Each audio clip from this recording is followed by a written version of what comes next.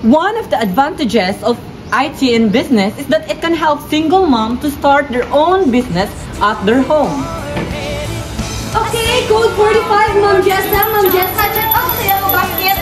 Di ako pwede mo screenshot. Ang dilit, ang mukhang sa takuan na, di na makuha sa Facebook, matukan siya sa Another benefits and advantages of IT in business is that online meeting is now a trend, giving opportunity to those individuals to be affiliated with other brand products. Good morning, ma'am. So, nakita din na mo ang inyong live sa TikTok shop, and I see there's a potential, and we have to offer for you, ma'am. Ma'am, what about you? Thank you, Mom. Yes, Ma'am. In your life. We would like to grab that opportunity, ma'am. So this is the sample of our products, and we will send you this. Yes, Mom. Thank you so much, Mom. And thank you for trusting us. And later on, we're gonna send you our contract so that you can start selling our product.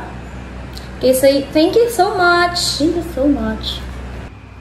Okay, Mom. I will send you our contact and details. Another benefits of IT in business is that it can help you to shop conveniently and ask your friends to persuade to order the same thing for your twinning outfits. Uy, mag-order ka so Let's go. Kaya sa mali mo, ano? Sige, go. Scroll down to. Nagis ko. Very top. Ano, red na top? Nasa ganito. Ano, order ka na ako? Sige, si colorin mo ha. Wait lang ako. Black. Ano Ano size news? Medium.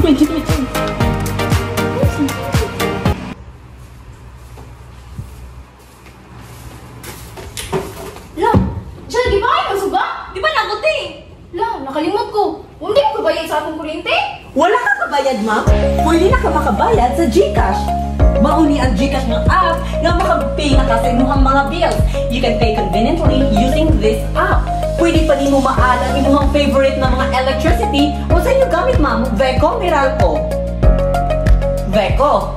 Pwede din mo siya ma-add ani, ma'am. Tapos, imong bayaran. Tara, ma'am. Yes, nakabayad na check ko. Ano ka, te?